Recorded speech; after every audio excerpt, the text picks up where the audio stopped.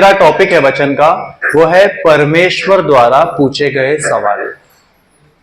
क्या है? परमेश्वर द्वारा पूछे गए सवाल। क्या परमेश्वर हमसे सवाल पूछते हैं? क्या परमेश्वर हमसे सवाल पूछते हैं? क्या परमेश्वर ने बाइबल में लोगों से सवाल पूछा है? पूछा है ना? अरे वहां पे ध्यान मत दो, वो नहीं भी रहेगा तो प्रॉब्लम नहीं है, यहां पे सुनना जरूरी है। ये जीवित वचन है जो परमेश्वर हमसे बातें करता है, उस पर ध्यान दो। ठीक है? तो क्या परमेश्वर हमसे सवाल पूछता है? क्या परमेश्वर हमसे क्वेश्चंस पूछते हैं? पूछते हैं ना? तो क्या हमारे पास परमेश्वर द्वारा पूछे गए प्रश्नों का उत्तर है? क्या हम उत्तर देते हैं? क्या हमें ऐसा लगता है जो परमेश्वर ने हमें प्रश्न पूछा है उसका उत्तर देना लाभदायक है? क्या हमारे पास उसका उत्तर है? सोचो जरा। और दूसरी बात, परमेश्वर हमसे प्रश्न क्यों पूछता है? परमेश्वर ने, अगर बाइबल पढ़ेंगे तो बहुत लोगों से प्रश्न पूछे हैं। पूछे हैं कि नहीं पूछे? किसको लगता है परमेश्वर ने क्वेश्चंस पूछा है? पूछा है? बाकी किसी को नहीं लगता? सवाल जवाब सब लोगों ने अपना मुंडी नीचे क्यों डाला है? मैं यहां पे खड़ा हूं, नीचे क्यों देख रहे हैं? मेरे को ये नहीं समझ रहा है। हाँ, बाइबल पढ़ने लग गए, मुझे पता क्या कर रहे हैं सब लोग। हाँ हाँ, ऐसा लग रहा है कि सब लोग मुंडी नीचे डाल रहे हैं, मैं कुछ क्वेश्चन पूछने वाला हूँ, ऐसा वाला फीलिंग दे रहे हैं। मैं किसी को कुछ पूछूंगा नहीं, मैं जनरली सबको पूछ रहा हूं कि क्या परमेश्वर ने बाइबल में, अगर बाइबल के में रीड करते हैं तो क्या परमेश्वर ने किसी से क्वेश्चंस पूछे हैं, प्रश्न पूछे हैं, सवाल किया है या नहीं? किया है ना? और परमेश्वर हमसे सवाल क्यों पूछता है? क्यों? क्या परमेश्वर को उसका आंसर पता नहीं है? परमेश्वर कल आके ऐसे पूछेंगे, आपका नाम क्या है? क्या परमेश्वर को पता नहीं है? पता है ना? परमेश्वर को पता है, लेकिन परमेश्वर हमसे सवाल क्यों पूछता है? क्योंकि परमेश्वर जानना चाहता है, सच बोलते हैं। ठीक है, और कोई कुछ बोलना चाहता है?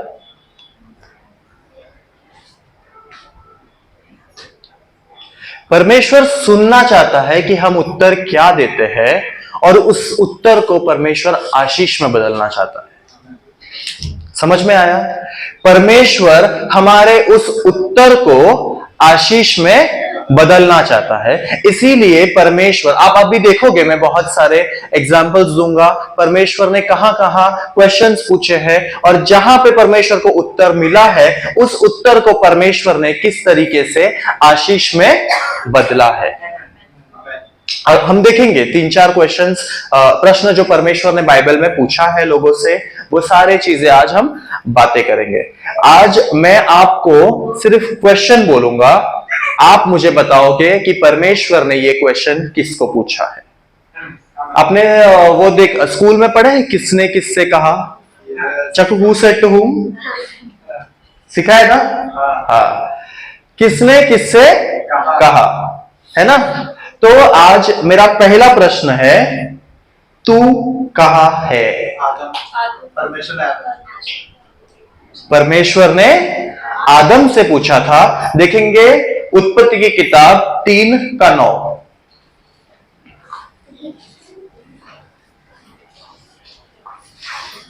उत्पत्ति अध्याय 3 वचन 9। तब यहोवा परमेश्वर ने पुकार कर आदम से पूछा, तू कहाँ है? आमीन। यहाँ पे परमेश्वर क्या पूछ रहा है कि तू कहाँ है। आज परमेश्वर हम सभी विश्वासियों को पूछना चाहते हैं कि तू कहाँ है।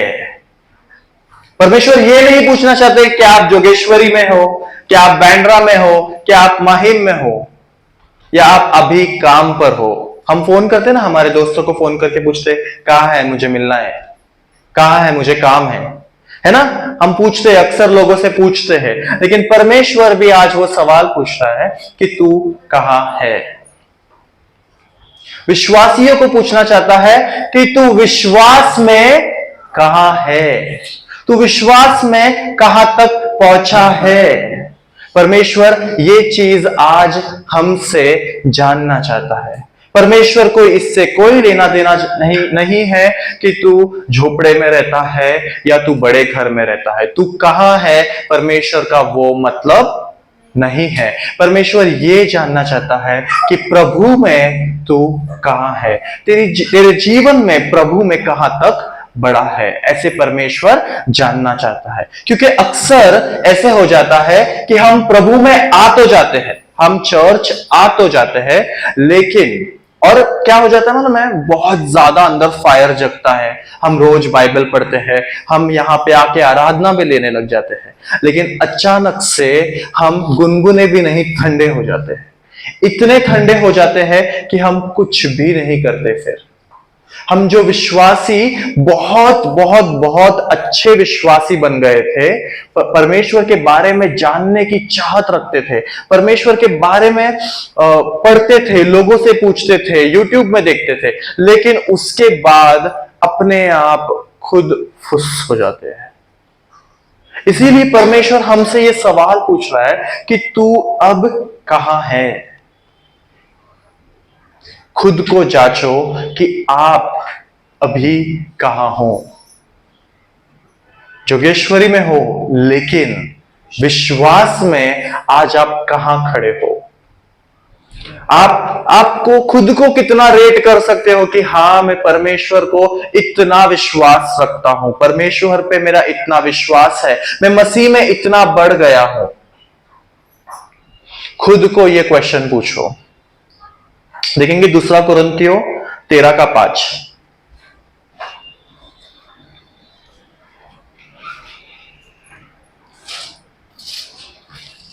दूसरा कुरिन्थियों अध्याय 13:5। अपने आप को परखो कि विश्वास में हो कि नहीं, अपने आप को जांचो, क्या तुम अपने विश्वास में यह नहीं जानते कि यीशु मसीह तुम में है, नहीं तो तुम निकम्मे निकले हो। आमीन। परमेश्वर का वचन खुद कहता है कि तुम निकम्मे हो अगर प्रभु यीशु मसीह आप में नहीं है। अगर प्रभु यीशु मसीह का स्वभाव आप में नहीं है तो आप निकम्मे हो। अगर आप विश्वास में नहीं हो तो आप निकम्मे हो। ऐसे प्रभु यीशु ऐसे वचन खुद कहता है। मैं नहीं आप लोगों को निकम्मा कह रहा हूं, मुझे कोई मतलब नहीं है। ये वचन खुद कह रहा है कि अगर आप विश्वास में, अगर आप मसीह में नहीं बढ़ रहे हो तो आप निकम्मे हो। जब आदम को परमेश्वर ने कहा कि तू कहां है, तो उसने क्या कहा? मैं छिपा हुआ हूं। क्यों छिपा हुआ था वो? क्यों छुपा हुआ था आर्यन? उसने ज्ञान का फल खा लिया था, उसने पाप कर दिया था, इसलिए वो छुपा हुआ था। जब हम पाप करते हैं, जब हम बुरी चीजें करते हैं तो हम परमेश्वर से दूर जाते हैं। हम स्टार्टिंग में तो बहुत अच्छे बढ़ते हैं परमेश्वर में, तब हम सोचते हैं कि अभी मैंने बपतिस्मा लिया है, मैं कुछ गलत नहीं करूंगा, मैं ये चीज नहीं करूंगा, मैं ये सारी चीजें, गलत चीजें मेरे जीवन से त्याग करता हूं। लेकिन जैसे समय बीतता है तभी ऐसे लगता है कि ये बहुत बोरिंग हो गया है, बार बार सेम चीज करना मुझे बहुत ज्यादा बोर हो रहा है, इसीलिए अभी मैं ये ट्राई करता हूं। कोई बात नहीं, परमेश्वर मुझे माफ कर देगा। ये करते करते करते करते हम परमेश्वर से दूर हो जाते हैं और फिर परमेश्वर हमसे आके पूछता है कि तू कहां है। आपके दोस्त ना शायद आपको एक हफ्ते में एक बार कॉल करके या महीने में एक बार कॉल करके पूछ ले गए कि तू कहां है, आजकल फोन नहीं करता है मुझे। आपके रिश्तेदार आपको कभी महीने में 6 महीने में फोन करेंगे, लेकिन परमेश्वर आपको रोज पूछता है कि तू कहां है। रोज वो चाहता है कि आप ये बोलो कि प्रभु मैं यहां पर हूं, मैं तेरे सामने हूं, मैं तेरे वचनों को समझ रही हूं, मैं तेरे वचनों के अनुसार चल रहा हूं, मैं प्रभु तेरे बारे में सीख रहा हूं, प्रभु मैं तेरे सुसमाचार को फैला रहा हूं, प्रभु मैं तेरे बारे में लोगों को समझा रहा हूं, मेरे अंदर प्रभु मैं इच्छा जगा रहा हूं ताकि मैं तेरे बारे में सीख सकूं। क्या हमारा उत्तर यह हो पाता है? जब प्रभु हमें पूछता है कि तू कहां है, हमारे पास कोई उत्तर नहीं होता। जिस तरीके से आदम के पास उत्तर नहीं था, वो छुपा हुआ था, डरा हुआ था, उसको उत्तर देना पड़ा, लेकिन उस शर्मिंदगी में वो उधर छुपा हुआ था, वो आंसर नहीं दे पा रहा था।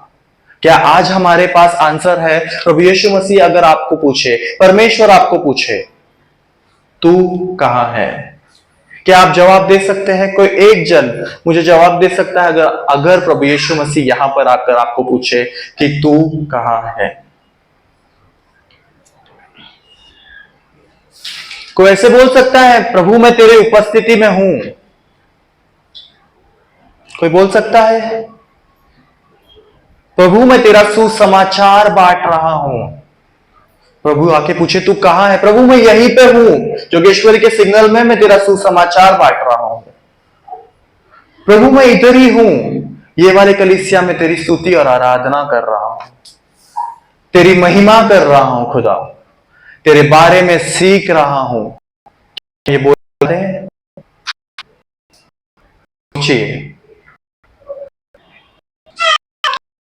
नींद, ऐसा लग रहा है सब सो गए, किसी इंटरेस्ट नहीं, सब ठीक है सो जाओ, क्योंकि परमेश्वर आके पूछेगा तू कहां है तो बोल देना मैं सो गई, मैं तो थक गई, मुझे नींद आ रहा है, बोल दो। क्योंकि किसी को भी ऐसा लग रहा है इंटरेस्ट ही नहीं है सुनने में वचन, ऐसा फील हो रहा है मुझे। तो बोलो ना, कुछ तो बात तो करो, मतलब जब कुछ पूछ रहा हो उत्तर दो। ऐसे शांति से बैठे हुए ऐसा लग रहा है किसी को इंटरेस्ट नहीं है।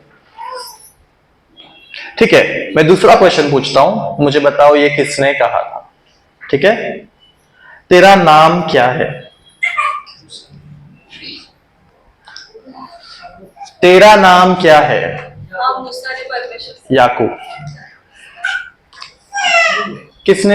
हाँ, लेकिन मेरा जो क्वेश्चन है यहां पे है उत्पत्ति की किताब 32 का 27।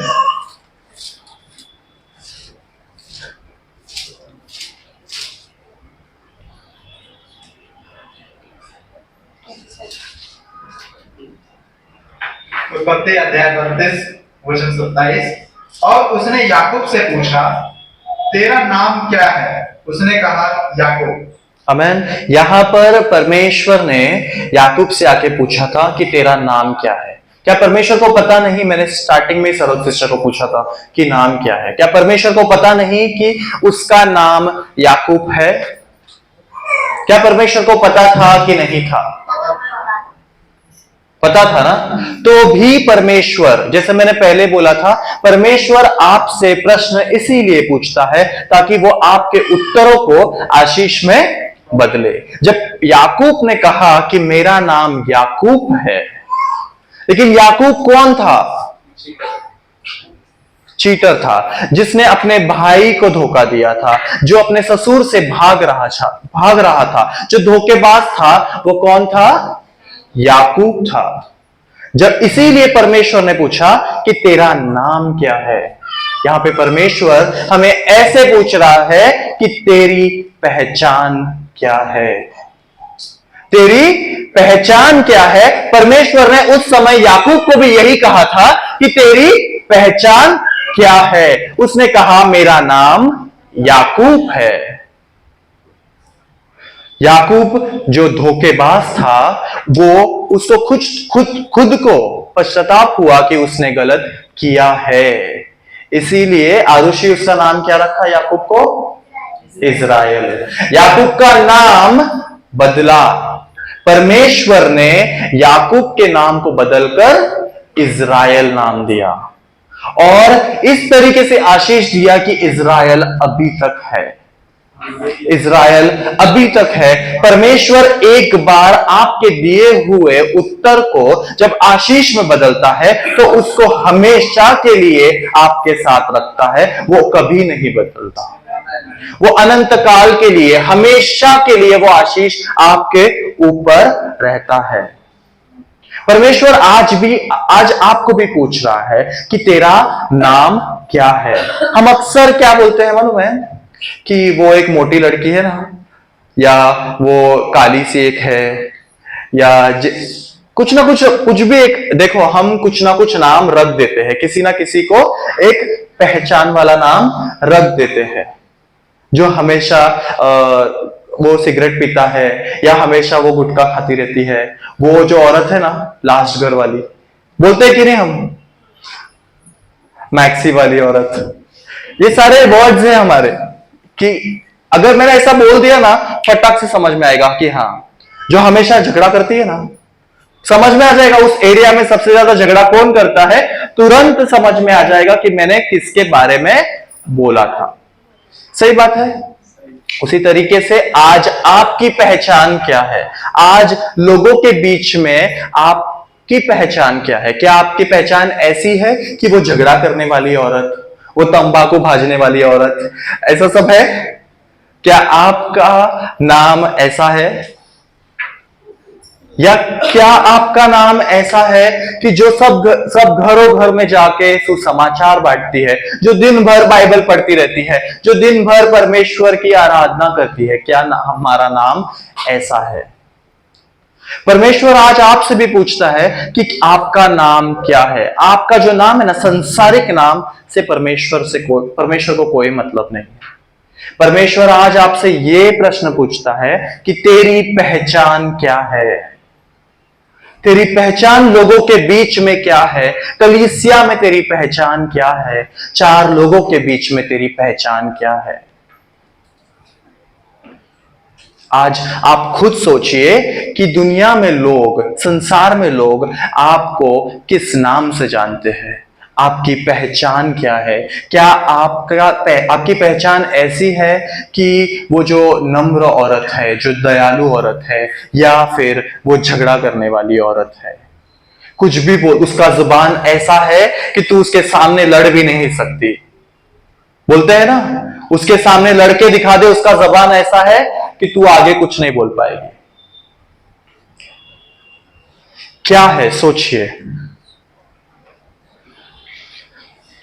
परमेश्वर ने जब आप किसी के भी जीवन में कार्य किया था ना, तो उसके पहचान को परमेश्वर ने बदला था, या उसके नाम को परमेश्वर ने बदला था। जैसे अब्राहम का नाम जो है, इब्राहिम का नाम जो था वो अब्राम था। पहले इब्राहिम जो था उसका नाम अब्राहम था, और उसके बाद परमेश्वर ने उसको आशीष दिया था। आशीष देने से पहले परमेश्वर ने इब्राहिम का नाम बदला था। सारा का नाम भी परमेश्वर ने बदला था। उसी तरीके से शिमोन पतरस, उसका नाम पहले शिमोन था, परमेश्वर ने उसको आशीष दिया और उसका नाम बदलकर पतरस रखा। साउल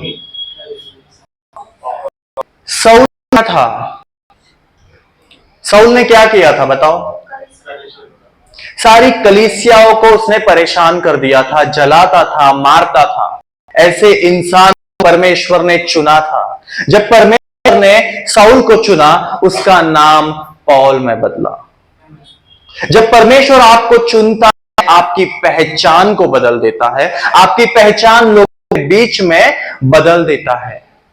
आप जो कितने भी बुरे आज हो, लेकिन जिस दिन परमेश्वर के सामने आप उसको उत्तर दोगे कि मैं एक अच्छा इंसान नहीं हूं परमेश्वर, मेरे अंदर बहुत जलन है मेरे खुदा, मैं बहुत बुरा हूं मेरे खुदा, ये क्या किया आपने? परमेश्वर के प्रश्न का उत्तर दिया। परमेश्वर ने आपको क्या प्रश्न पूछा था कि तेरा नाम क्या है, या तेरी पहचान क्या है? आपने उत्तर दिया, परमेश्वर मैं ऐसा हूं, मैं इतना बुरा हूं। उस तरीके से सौल ने बोला मेरा नाम सौल है, उसने बोला मेरा नाम सौल है। याकूब ने बोला मेरा नाम याकूब है। लेकिन जब उसने उत्तर दे दिया था, परमेश्वर को समझ में आ गया कि इसको पश्चाताप हुआ है, इसीलिए मैं उसके बुरे चीजों को अच्छे में बदल देता हूं, उसकी पहचान को मैं बदल देता हूं। जब आप परमेश्वर के सामने उत्तर दोगे, दिल खोल के जब आप बात करोगे, तो परमेश्वर आपकी पहचान को बदल देगा। देखेंगे हम यशाया 43 का 1।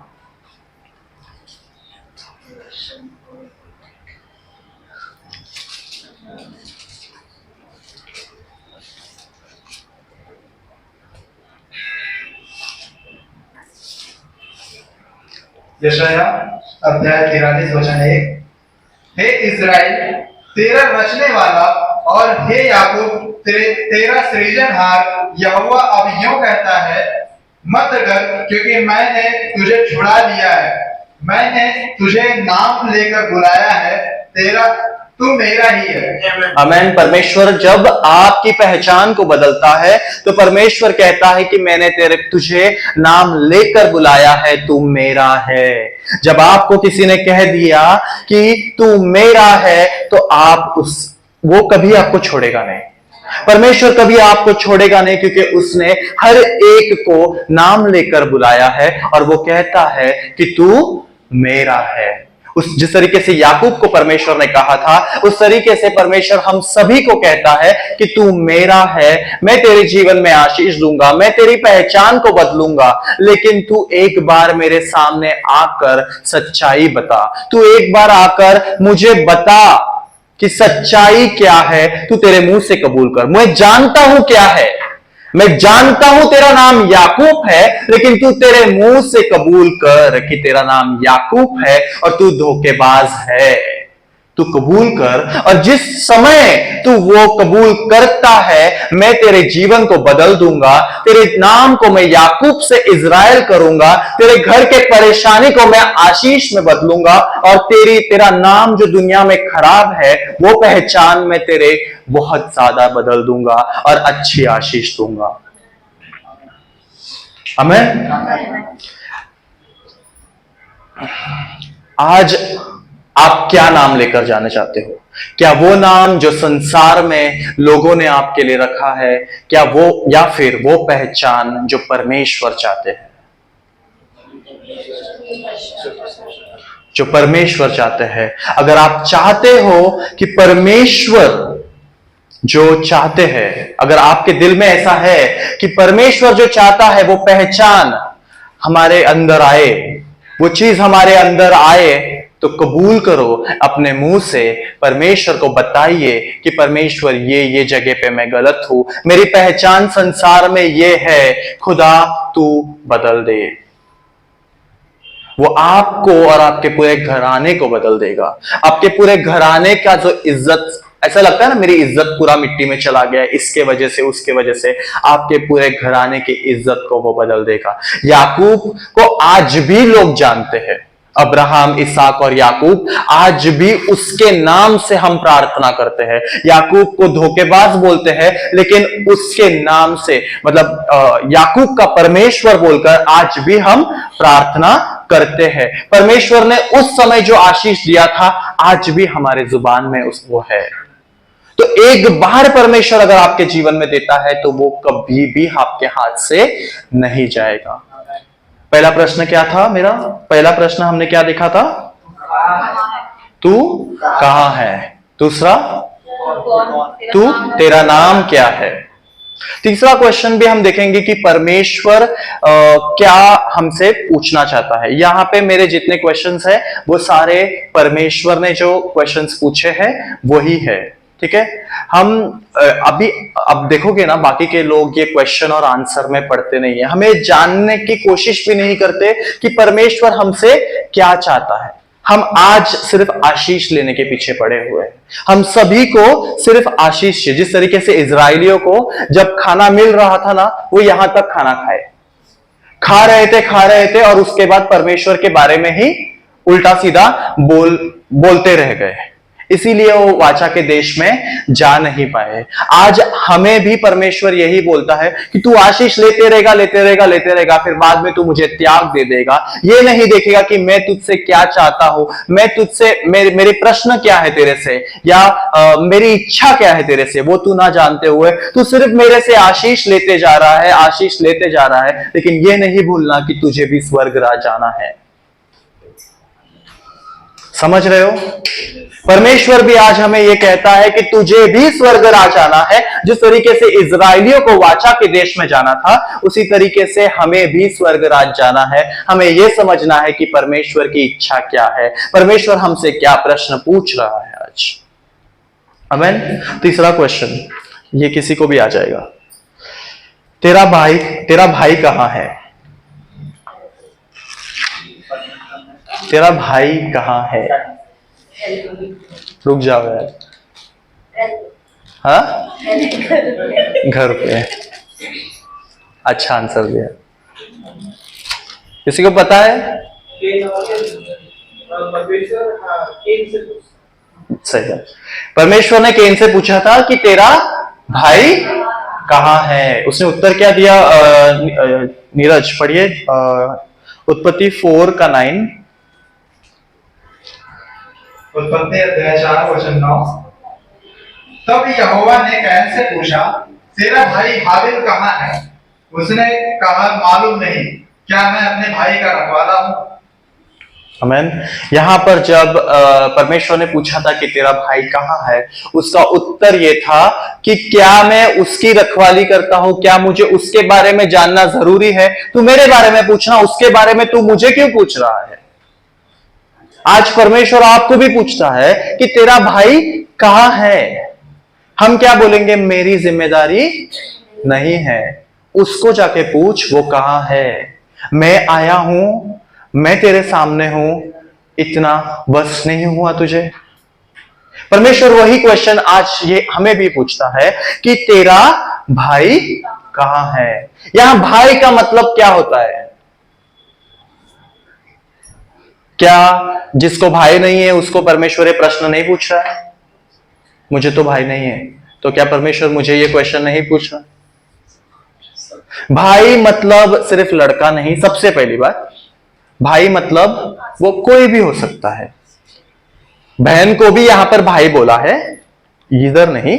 ये प्रश्न जो परमेश्वर पूछ रहा है कि तेरा भाई कहां है, चाहे वो आपके आस पड़ोस वाले रहे, चाहे वो आपके दोस्त रहे, चाहे वो लड़का रहे या चाहे वो लड़की रहे, हर एक को परमेश्वर पूछ रहा है कि वो कहां है। तेरे रिश्तेदार कहां है, तेरे पड़ोस वाले कहां है? हमारा उत्तर यह रहेगा, मुझे क्या लेना देना, उसको जाके पूछो। सही बात है कि नहीं? मुझे क्या लेना देना, उसको जाके पूछो। मैंने क्या हर किसी का ठेका लेके रखा है? नहीं ना। मैं खुद आया हूं, बहुत बड़ी बात है।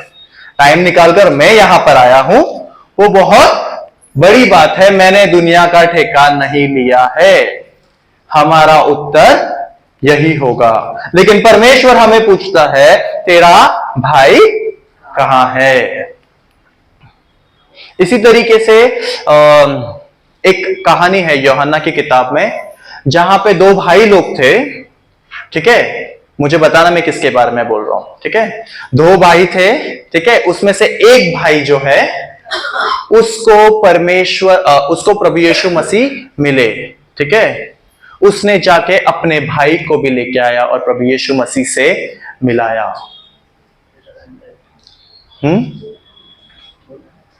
बोलो बोलो बोलो, कोई है बोलने वाला? जिसको प्रभु यीशु मसीह मिले, प्रभु यीशु मसीह के बारे में पता चला, उसने जाके अपने भाई को बताया और भाई को भी लेकर आया प्रभु यीशु मसीह के पास। ये कौन से भाई है, किसके बारे में बात कर रहा हूं मैं, ये भी बता रहा हूं। यूहन्ना की किताब में है। बाइबल पढ़ते नहीं है लोग।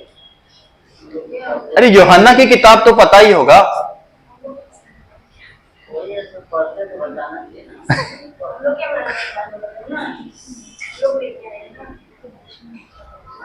बोल, पता है? नहीं पता? किसी को नहीं पता? बोलो नीरज। साफ नहीं आ रहा। अंद्रियास ने, उसका भाई का नाम क्या था? शमौन। हाँ, शमौन पतरस। शमौन को लाया, जब उसको आशीष मिली फिर वो पतरस बना। ठीक है, तो अंद्रियास को जब पढ़िए यूहन्ना 1:40 से 42। यूहन्ना अध्याय 1 वचन 40। उन दोनों में से जो यूहन्ना की बात सुनकर यीशु के पीछे हो लिए थे, एक तो शमौन पतरस का भाई अंद्रियास था। उसने पहले अपने सगे भाई शमौन से मिलकर उससे कहा कि हमको ख्रिस्त अर्थात मसीह मिल गया। वह उसे यीशु के पास लाया। यीशु ने उस पर दृष्टि करके कहा कि तू यूहन्ना का पुत्र शमौन है, तू कैफा अर्थात पतरस कहलाएगा। आमीन। अंद्रियास ने क्या किया? जब उसको प्रभु यीशु मसीह मिले तब उसने अपने भाई शमौन को लाया। जब शमौन प्रभु यीशु मसीह को मिले तब उन्होंने कहा कि तू अब से पतरस कहलाएगा। जो मैंने आपको फर्स्ट बताया था ना, शमौन का नाम भी पतरस में बदला हुआ था। ठीक है, लेकिन यहां पे हमें सीखना क्या है कि जब अंद्रियास को प्रभु यीशु मसीह के बारे में पता चला तो उसने तुरंत अपने भाई को बताया और अपने भाई को लेकर आया। ठीक है, उसको खुशी हुई कि मैंने प्रभु यीशु मसीह को देखा, मुझे प्रभु यीशु मसीह के बारे में पता चला। उसके अंदर वो खुशी हुई और उसने तुरंत जाके अपने भाई को लेके आया। आप भी ये समझो, यहां जितने लोग बैठे हैं ना, अभी फिलहाल अपना यहाँ अपने चर्च में म्हाड़ा की लॉटरी का बहुत ये चलता रहता है। समझो किसी को लॉटरी लग गई, ठीक है, ज्योति लॉटरी लग गई। ठीक है, अभी तुझे मैसेज आया कि तुझे लॉटरी लग गई है।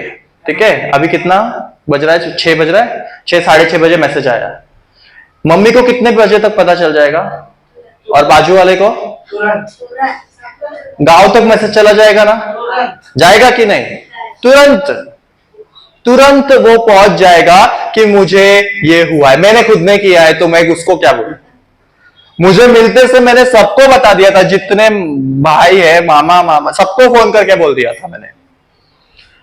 खुशी हुई थी ना अपने अंदर, वो खुशी हुई थी कि मुझे घर मिल गया है, मैं सबको बताता हूं और सबके साथ मेरी खुशी को बांटता हूं।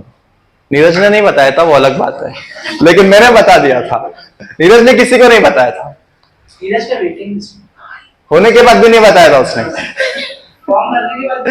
फिर लेकिन ये जो खुशी हमारे अंदर है कि हमें प्रभु यीशु मसीह मिले हैं, क्या वो खुशी हम लोगों के साथ बांटते हैं? क्या हम लोगों को बताते हैं कि मेरे जीवन में प्रभु यीशु मसीह है? क्या मेरे जीवन में प्रभु मसीह आने के बाद ये सारी चीजें हुए हैं? क्या हम परमेश्वर का सुसमाचार बांटते हैं? क्या हम उसकी गवाही देते हैं लोगों के पास जाके? आज मुझे ये हुआ है, प्रभु यीशु मसीह ने मुझे चंगा किया है। ये जब आप जाके बताओगे ना, तब प्रभु यीशु मसीह को उत्तर मिलेगा।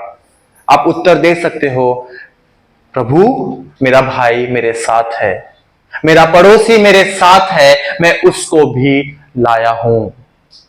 जब आप जाके आपकी गवाही लोगों को देंगे, लोगों को बताएंगे कि प्रभु यीशु मसीह ही सच्चा परमेश्वर है, वो ही है जिसने हमारे पापों के लिए क्रूस पर कुर्बान हुआ है और उसी के कारण आज हम जीवित हैं। ये सब चीज जब हम जाके बताएंगे, जब हम जाके बताएंगे कि आपके जो शरीर का पाप है, आपके शरीर में जो भी बीमारी है, वो उसके कोड़े खाने से चंगे हुए हैं, आपके शरीर में कोई भी बीमारी नहीं रहेगी। कोई भी समस्या में आज हो, वो सारे बंधने टूटेंगे अगर आप प्रभु यीशु मसीह को मानते हो। जब आप ये सारी चीजें आप जाके बताओगे तो वो खुद ब खुद आएंगे, और जब वो आएंगे तब आप प्रभु यीशु मसीह को उत्तर दे सकते हैं कि यीशु, ये मेरा भाई है जिसने आप पर विश्वास किया है। प्रभु यीशु मसीह, ये बहुत सारे हमारे जीवन में हमें ना बहुत सारे क्वेश्चंस आते हैं कि कौन जाएगा, कौन करेगा, कैसे जाऊं, मुझे काम है, ये सारी चीजें हमारे दिल में आता है। लेकिन यशाया को जब प्रभु यीशु मसीह ने ये सारी चीजें बोला, जब यशाया के सामने ये सारी चीजें आए ना, तो यशाया ने क्या कहा? मैं यहां हूं, तू मुझे भेज। उसका उत्तर क्या था? मैं यहां हूं, तू मुझे भेज। इसीलिए यशाया बहुत बड़ा भविष्यवक्ता बना, क्योंकि उसने परमेश्वर द्वारा दिए हुए प्रश्न का उत्तर तुरंत दिया और बोला कि मैं हूं करने के लिए परमेश्वर, मैं यहां हूं, तू मुझे भेज, मैं करूंगा। मैं लोगों के पास जाकर तेरा सुसमाचार फैलाऊंगा, मैं लोगों को जाकर बताऊंगा। जब उसने एक कदम आगे रखा, परमेश्वर पूरी तरीके से आगे आकर उसे गले लगाकर परमेश्वर कहता है कि तू भविष्यवक्ता बनेगा। समझ में आ रहा है? जब आप थोड़ा सा कुछ करते हो तो परमेश्वर आपको बहुत कुछ देता है। वो आगे हम बढ़ेंगे। तीसरा क्वेश्चन क्या सिखाया मैंने अभी? तेरा भाई मैं भूल गया। तेरा भाई तेरा भाई कहाँ है? तेरा भाई कहाँ है? ठीक है, आखिरी क्वेश्चन जो परमेश्वर ने पूछा था वो आपको बता के खत्म करूंगा। ठीक है, ये शायद आना ही चाहिए अभी। तो तेरे हाथ में क्या है? रुक जाओ, सही है वो, लेकिन रुक जाओ। तेरे हाथ में क्या है? आशीष है वो। आशीष तो है। और आशीष को भी मिलेगा मेरे को भी।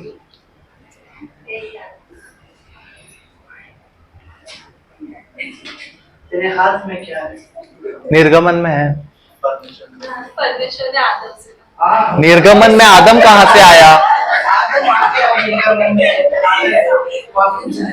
हाँ, बोल बोल बोल, जोर से बोल बोल। क्यों तू नहीं बोल सकती है? ज्योति। किससे कहा? परमेश्वर ने मूसा से कहा। सही है, बोलने का ना, जोर से बोलने का ना। परमेश्वर ने पूछा था कि तेरे हाथ में क्या है, तब मूसा ने जवाब दिया लाठी। वही लाठी जो सांप में बदल गया था, वही लाठी जिसके कारण समुंदर दो भाग हो गया था, और वही लाठी जिसके मारने से पानी निकला था। अरे बोलो ना, आता है तो बोलो ना। पानी निकला था, है ना? आज परमेश्वर आपको पूछता है कि तेरे हाथ में क्या है?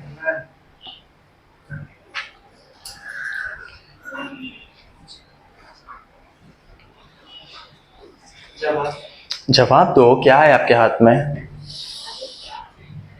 अभी तो खाली है, जब ये आएगा तभी बोलूंगी मैं, है ना? अभी तो कुछ भी नहीं है मेरे हाथ में, जब ये आएगा तभी बताती हूं मैं, है ना? परमेश्वर आपको भी ये प्रश्न पूछ रहा है कि आपके हाथ में क्या है? बाइबल। ठीक है, अभी यहां पे परमेश्वर हमें क्या कहना चाहता है कि उसके हाथ में लाठी था, उस लाठी से उसने बहुत सारे काम किए थे। अगर उस लाठी का इस्तेमाल नहीं किया होता, क्या समंदर दो भाग हुआ होता? जब ऐसे मारा, क्या समंदर दो भाग होता था? होता था क्या? नहीं होता था। उसने उस लाठी का इस्तेमाल किया, ये ना समझते हुए कि वो सिर्फ एक लाठी है। उसने ये देखा कि ये लाठी जब मैं मारूंगा तब परमेश्वर वहां पर कार्य करेगा। ये तो कुछ भी नहीं है, लेकिन अगर मैं परमेश्वर के हाथ में दूंगा तो वो बहुत कुछ हो जाएगा। जो आपके पास छोटी मोटी चीजें हैं, वैसे नहीं, जो आपके पास छोटी मोटी चीजें हैं आपके अंदर, वो परमेश्वर के हाथ में दो। जब आप परमेश्वर के हाथ में देते हो तो वो बहुत बड़ा हो जाता है। आपको पता है, मैं आपको मेरे बारे में बताता हूं। मैं प्रभु में आके मुझे लगता है 2-2.5 साल ही हुआ है, ज्यादा नहीं हुआ है। 2-2.5 साल मुझे हुआ है प्रभु में आके। या हम लोग लॉकडाउन के टाइम ना जीवन जल जो प्रार्थना चलता है ना, वहां पर जाते थे प्रार्थना के लिए, जीवन जल में। और ना मुझे प्रार्थना ना सिर्फ इंग्लिश में करने को आता था। क्योंकि मैं रोमन कैथोलिक चर्च से था, और मैं सिर्फ, हम लोग इंग्लिश बाइबल पढ़ते थे और सिर्फ इंग्लिश में प्रार्थना करते थे। मैं जहां जाता था वहां पर, तो मुझे हिंदी में तो थोड़ा सा भी, आज भी मैं अगर ये करता हूं ना हिंदी में, क्योंकि मुझे आदत नहीं है उतना ऐसे ये करने का। तो प्रार्थना भी मैं सिर्फ इंग्लिश में करता था, कभी मैंने हिंदी में प्रार्थना किया नहीं है बचपन से लेके। और 2-2.5 साल पहले जीवन जल में प्रार्थना के लिए ना हम लोग, मैं रोज जाता था वहां पर, हर संडे जाता था मैं, शरद, हम लोग जाते थे। तो फिर अचानक ऐसे हुआ कि वहां पे एक सिस्टर ने बोला कि अगले संडे फ्रांसिस आपको आराधना के बाद वाली प्रार्थना लेनी है। अब मुझे हिंदी में प्रार्थना करना ही नहीं आता है, मुझे बोल दिया हिंदी में प्रार्थना आराधना के बाद वाला, उधर एक होता है आराधना के लिए प्रार्थना करना, ऐसा कुछ है। हाँ, आराधना के बाद स्तुति के लिए प्रार्थना करो, ऐसे। मैंने क्या किया पता है, मैं वो हफ्ता पूरा प्रार्थना सुनता था, अलग अलग प्रार्थना का वीडियो सुनता था, क्योंकि मुझे प्रार्थना करना नहीं आता हिंदी में, तो मैं कैसे क्या जाके उधर प्रार्थना, अलग अलग प्रार्थना हिंदी में सुनता था। और आखिरी में मैंने एक प्रार्थना बाय हार्ट कर लिया था। मैंने पूरा वो क्या बोलते, पाठ कर लिया था, ऐसे बोलते, पूरा ये कर लिया था, याद कर लिया था वो प्रार्थना को, जो उधर जाके मुझे बोलना है। हंसी आती रहेगी सबको, सच बोल रहा हूं, क्योंकि मेरी गवाही है ये। मेरे को आता नहीं था हिंदी में प्रार्थना करना, और इंग्लिश में भी जो प्रार्थना करते थे ना हम लोग, वो रटा रटाया हुआ प्रार्थना होता था। हमारे चर्च में एक पेपर देते थे, उसमें प्रार्थना लिखा होता, वो प्रार्थना पढ़ो, रट लो और तुम्हारा प्रार्थना हो गया। दिल से प्रार्थना करना मुझे कभी आता ही नहीं था, खुद से अंदर से प्रार्थना करना। तो वहां पे वैसे ही मेरे वैसे ही दिमाग लगाया, रट लिया मैंने प्रार्थना हिंदी में, और फर्स्ट टाइम जाके वहां पर खड़ा हुआ और रट के मैं प्रार्थना करके आया। सबको लगा कितना अच्छा प्रार्थना करता है ये, सच बोलता हूं, सबको लगा कितना अच्छा प्रार्थना करता है, लेकिन मेरे दिल को मालूम है कि मैंने कुछ गलत किया है। लोग अपने आप प्रार्थना करते हैं, ये मैं रट के प्रार्थना कर रहा हूं। उसके बाद फिर से एक बार चांस दे दिया, मैं 2-3 हफ्ते बाद फिर से बोल दिया। तो ना उस टाइम पे मतलब मैं हिंदी में प्रार्थना करना चालू कर दिया था, लेकिन मैं घर पे करता था, कुछ तो थोड़ा थोड़ा करता था, क्योंकि मुझे वर्ड्स, ये अनुग्रह क्या होता है, अगुवाई क्या होता है, इसका मतलब ही मुझे नहीं पता था। आज मैं जानता हूं, लेकिन ये सारी चीजें मुझे पता ही नहीं थी। तो मैंने फिर से प्रार्थना करने लगा, और मैं प्रार्थना क्या होता है, जो अपने दिल की बात है वो कहो, है ना। तो वही समझ के मैं परमेश्वर से प्रार्थना करने लगा, लेकिन इस टाइम पे मैं इंग्लिश में नहीं, हिंदी में प्रार्थना करना चालू किया, घर पे करने लगा। फिर अगले बार जब उन्होंने चांस दिया, तभी भी थोड़ा बहुत रटाया हुआ प्रार्थना था, लेकिन हाँ थोड़ा सा दिल से करने लगा। फिर घर कलीसिया चालू हो गई, हाउस ग्रुप चालू हो गया था, उसके बाद अपना, तो सबके घर पे जाके, तभी कलीसिया चालू नहीं हुआ था, तभी सबके घर पे जाके प्रार्थना करते थे। तभी एक बार आराधना चल रहा था, आराधना खत्म हुआ, नीरज के घर पे मैं खुद से प्रार्थना करने लगा हिंदी में। अब मतलब मुझे ऐसा नहीं बोला था कि तू प्रार्थना कर, आराधना खत्म होने आया, नीरज को शायद पता नहीं याद रहेगा, बहुत अभी 1.5-2 साल हो गया है। नीरज तभी आप कहीं बाहर थे और आप उस दिन आए थे, ठीक है। तो मैं प्रार्थना करना चालू किया और अपने आप परमेश्वर ने मुझे अगुवाई किया और मैं प्रार्थना करने लगा उस दिन। लेकिन फिर भी मुझे कॉन्फिडेंस नहीं था उस टाइम पे, मुझे लगा कैसे निकला प्रार्थना मुझे नहीं पता, लेकिन मैंने परमेश्वर के हाथ में दे दिया। उसने आज अभी मुझे कहीं पे भी आप बोलो प्रार्थना करने के लिए, मैं प्रार्थना कर सकता हूं। कल हम लोग जीसस कॉल में रात भर थे, कल रात भर फुल नाइट प्रेयर चल रहा था, हम लोगों ने रात भर प्रार्थना किया, रात भर माइक लेके हमने प्रार्थना किया। मतलब जहां पे मैं बात नहीं कर सकता था, प्रार्थना नहीं कर सकता था, आज उतने लोगों के बीच में मैं प्रार्थना कर सकता हूं। परमेश्वर के हाथ में जब आप थोड़ा सा देते हो ना, परमेश्वर बहुत आपको देता है। इसीलिए आपके अंदर ना बहुत सारी चीजें हैं जो आपको बाहर निकालना जरूरी है। आप जितना डरोगे, ये इधर आके खड़े रहने के लिए, जितने टाइम आप डरोगे ना, तब तक आप पीछे ही रहते जाओगे।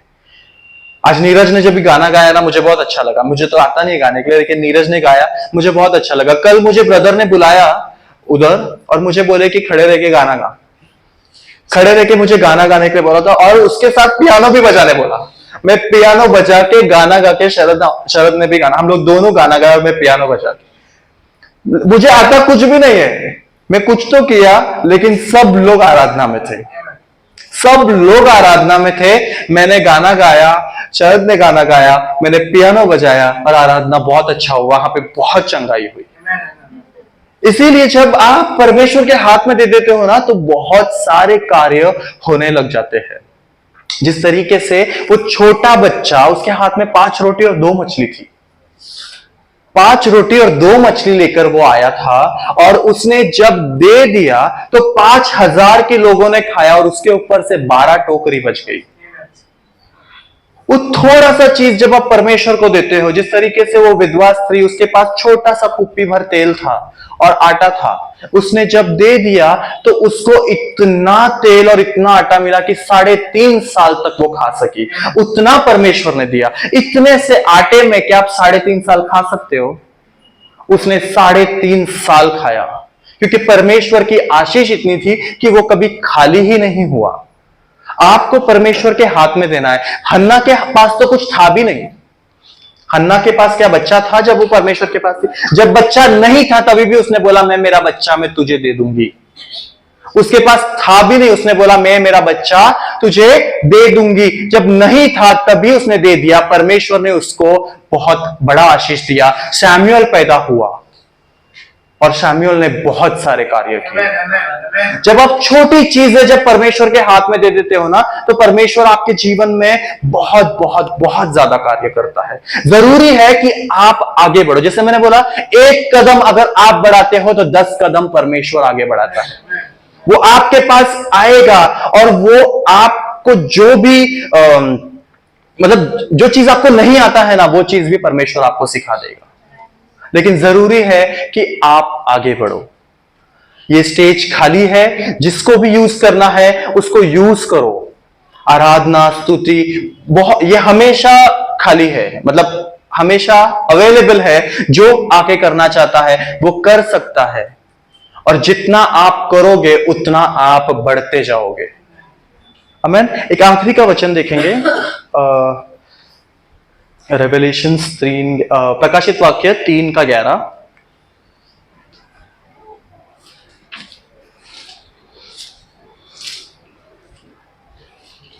प्रकाशित वाक्य अध्याय 3 वचन 11। मैं शीघ्र ही आने वाला हूँ, जो कुछ तेरे पास है उसे थामे रह कि कोई तेरा मुकुट छीन न ले। आमीन। परमेश्वर ऐसे कहता है कि मैं बहुत जल्द आने वाला हूं, जो तेरे पास है उसको थामे रख, कोई छीन ना ले।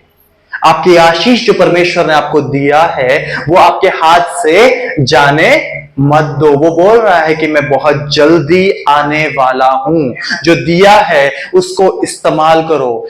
देखो, हमें ऐसा लगता है जितना है उतना बस है, लेकिन जिस तरीके से वो कन्या जो 5 कन्या के कुपियों में तेल था और मशान में तेल था, लेकिन बाकी के 5 के कुपियों में तेल नहीं था। उनको क्या लगा कि जितना तेल है वो बस हो गया, इतना बस हो गया, मेरे को इतना मैंने कर दिया ना, इतना मुझे बस हो गया। लेकिन जिस 5 ने वो तेल रखा हुआ था वही स्वर्ग के राज जा पाए। जिसके पास, आप ये कभी नहीं सोचना चाहिए कि इतना बस हो गया। हमेशा ऐसे कहो, और चाहिए, मुझे और चाहिए। परमेश्वर मुझे तू और चाहिए, तू और, मैं खुद को खाली करता हूं, तू मेरे अंदर भरते जा, मेरे अंदर तू और चाहिए। जिस तरीके से वो बर्तन, जो तेल का जो बर्तन था उसने खाली किया, और तेल जब भी आया, जो वो विधवा स्त्री के बारे में जो बता रहा हूं मैं, जिसको 3.5 साल तेल मिला, उसने खाली किया वो कटोरा और उसने रखा, वो तेल भरते गया भरते गया भरते गया, वो खत्म ही नहीं हुआ। उस तरीके से परमेश्वर की आशीष, परमेश्वर की उपस्थिति आपके अंदर उतू जाएगा। वो क्या बोलते, भरते जाएगा। मेरे वर्ड्स को माफ करो, मुझे जो आता है मैं यूं बोल लेता हूं, लेकिन समझ में आया मैं क्या कहना चाहता हूं कि 4 क्वेश्चन आपके सामने रखा है, वो सब रिवाइज कर लेंगे एक बार। क्या था फर्स्ट क्वेश्चन? तू कहां है? परमेश्वर आज हमें भी पूछना है कि तू कहां है। परमेश्वर को यह उत्तर देना है, हाँ परमेश्वर, मैं तेरे उपस्थिति हूं राजा, तेरे वचनों को पढ़ रही हूं, सुसमाचार को फैला रही हूं। ऐसे परमेश्वर को उत्तर देना है। दूसरा क्वेश्चन क्या था? तेरा नाम क्या है? परमेश्वर आपको पहचान जानने की कोशिश कर रहे हैं। परमेश्वर का नाम नहीं पता है, ऐसा नहीं है। परमेश्वर हर एक का नाम पता है, लेकिन परमेश्वर ये चाहता है कि आप आपकी सच्चाई परमेश्वर के सामने लाओ, ताकि वो आपकी पहचान को बदले। तीसरा क्वेश्चन क्या था? भाई का। परमेश्वर ये चाहता है कि तेरा यहाँ मत, तेरे को, पड़ोसी को, सगे संबंधों को भी जाकर उसका समाचार वो भी कराना। शायद ऐसा भी हो सकता है आप परमेश्वर के राज्य में दूसरे संसार की बातें करते हैं, तो कभी ऐसा होता है कि आपके भाई किसी समस्या में पड़े हैं, आपके बहन किसी समस्या में पड़े हैं, लेकिन हम छोड़ देते हैं, हमारे सगे संबंधों को हम छोड़ देते हैं, उसने किया है वो भुगतेगी, ऐसे हम करते हैं। वैसा ना करते हुए संसार में जब अब हो, संसार में अपने भाई बहनों को हमेशा मदद करो और परमेश्वर के राज्य में उनको लाते रहो। फोर्थ क्वेश्चन, तेरे हाथ में क्या है? तेरे हाथ में क्या है? तेरे हाथ में परमेश्वर का आशीष है। तेरे हाथ में जो भी है, जो थोड़ा सा है, वो बहुत होगा और परमेश्वर के आशीष में बदलेगा, परमेश्वर की उपस्थिति में बदलेगा। ये विश्वास रखते हुए परमेश्वर के हाथ में दे दीजिए। आमेन। Praise the Lord.